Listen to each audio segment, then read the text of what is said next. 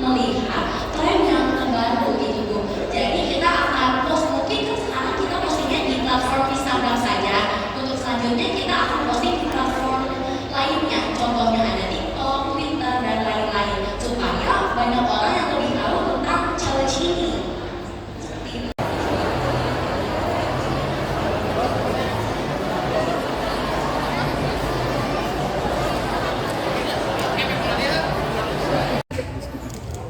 Ya, alhamdulillah ya, kita tahu bahwa menyongsong Indonesia Emas tahun 2045 itu kan generasi yang saat ini hadir, terutama generasi yang banyak siswa SMP dengan SMA. Nah, 2045 generasi Indonesia Emas 2045 mereka usianya di antara 35 sampai 40. Itu usia-usia yang masih sangat penting, usia generasi pemimpin masa yang akan datang. Nah, itu salah satu bagaimana mewujudkan generasi emas 2045 adalah menciptakan siswa-siswa generasi tingkat SMP yang sangat inovasi, kreatif, dan penuh ambisi. Juga alhamdulillah dengan kerjasama dari Foundation, dari Schneider, juga dari DPR, ini memfasilitasi siswa bagaimana inovasi-inovasi terutama dalam bidang energi terbarukan dan berkelanjutan ya Bu ya. Jadi dari transisi energi yang kotor menjadi yang bersih yang tadinya. Dan alhamdulillah selama 5 bulan dibimbing, difasilitasi, siswanya tumbuh inovasi kreasi. Contohnya bisa membuat energi surya melalui untuk penggunaan listrik. Tadi juga ada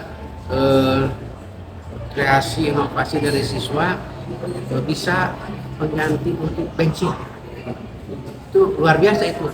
Ini baru level kecil, inovasi kecil. Kalau mereka punya inovasi, ambisi, punya mimpi, mudah-mudahan mereka menjadi prestasi di masa yang akan datang. Tapi hal-hal yang kecil, tapi kalau dikembangkan nanti bisa menjadi yang luar biasa. Ya tahu kan energi kita sangat terbatas ya Bu ya. Ada keterbatasan sumber daya. Nah, dengan inovasi ini mudah-mudahan bisa cukup. Yang kedua juga kita tahu Bandung darurat sampah ya. Tadi dibuktikan dari sebuah siswa juga ada tata cara bagaimana pengolahan sampah menjadi tadinya menjadi buangan menjadi sesuatu yang bermanfaat dan kreatif ya. Jadi bisa digunakan untuk beberapa hal yang bisa dimanfaatkan, bisa juga menjadi kerajinan-kerajinan. Ini juga bukan hanya itu outputnya, tapi yang lebih penting dari semuanya adalah penumbuhan karakter. Karena dengan karakter yang dibentuk sekarang, mudah-mudahan pemimpin masa depan ini adalah bukan hanya tentang IQ, intelijensinya tinggi, tapi adalah generasi yang punya karakter. Karena keberhasilan IQ itu cuma 20%, 80% itu bukan dengan emosional dan spiritual. Ini emosional spiritual itu tumbuh dari karakter yang positif dalam dirinya. Mudah-mudahan dengan hari ini kerjasama dinas pendidikan dengan stakeholder dari NR, dari Schneider, Serikan ya, juga dari Foundation, ini tumbuh siswa-siswa Kota Bandung yang menjadi pemimpin di masa yang datang 2040.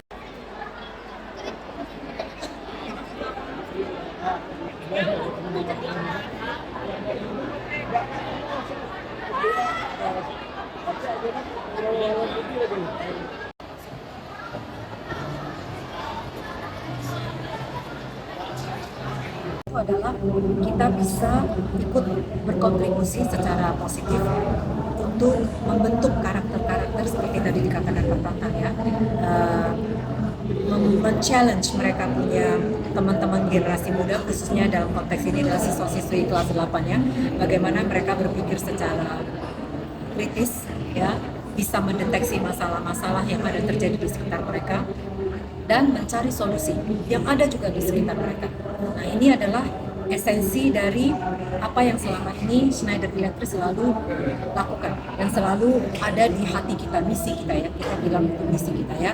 Nah, jadi kalau saya bisa simpulkan untuk acara event, kulminasi lah, final acara generator kali ini adalah kita mau melibatkan seluruh pihak-pihak yang berperan penting ya dalam hal ini pemerintahan, dinas pendidikan, yayasan dan juga Schneider untuk bersama-sama dengan melihat bagaimana dan menguji ya, memilih yang kita pikir paling bisa memberikan impact yang paling besar. Tapi of course seperti tadi dikatakan oleh Pak Zaki ya, semuanya itu ada pemenang ya.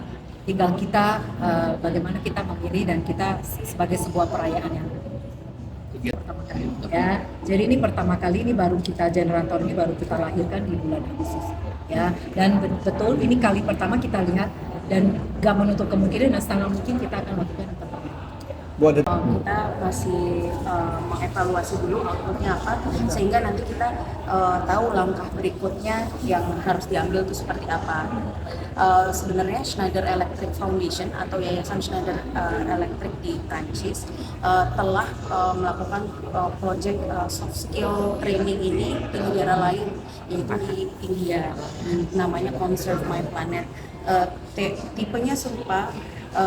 Dan Schneider Electric secara global ingin memberikan impact ke negara-negara lainnya, termasuk di negara Indonesia.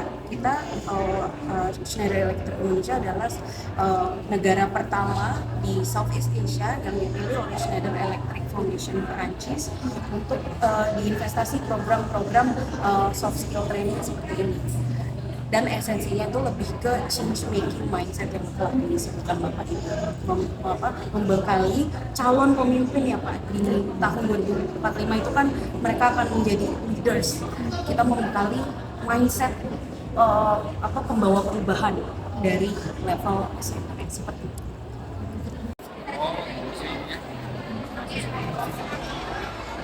Kalau untuk produksi ini budget total 250 bisa sampai 8 jam dan sampai 45 jadi bisa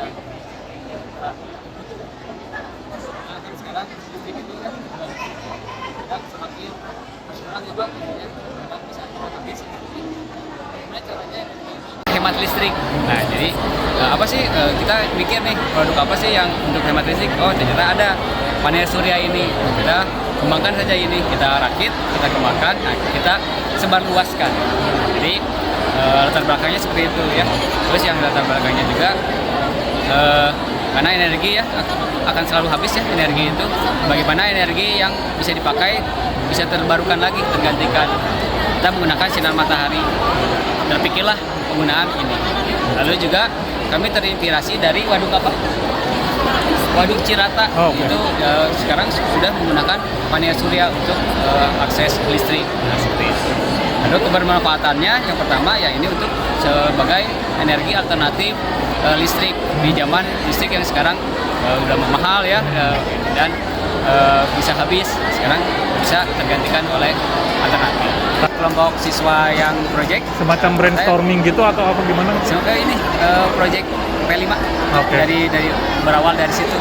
Proyek P5 kan ada yang limbah, ada yang tentang hemat listrik, ada yang ini pakaian ya, pakaian bekas dan milik ini.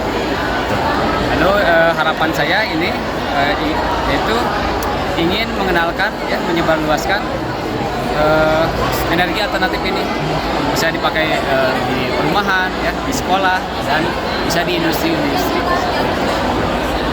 Kami memakai ini di ruang guru. Ruang gurunya aja sementara gitu. Dan ini apa? Lapangan. Kan lapangan itu ada ini. Ya, lampunya gitu. Itu sendiri. Ya, dirakit. Berapa lama si rakit? Ini kan semenjak awal proyek itu yaitu 6 bulan yang lalu. Kalau perencanaannya mah lama ya. Karena harus dalam proses pemahaman anak-anak juga. Ya. Dari mulai teorinya, dari komponen-komponennya bisa 3 bulanan lah. Bisa kita. Di awal itu kan teori dulu ya anak-anak itu supaya anak-anak paham. Yang pertama dari pengertiannya, dari komponennya, dari bahan-bahannya apa saja. Nah itu sih yang paling penting mah. Nah, nanti ketika masa produksi praktiknya tetap kita dampingi supaya kadang kan memang banyak yang gagal, tapi kalau didampingi sama gurunya yang ahli.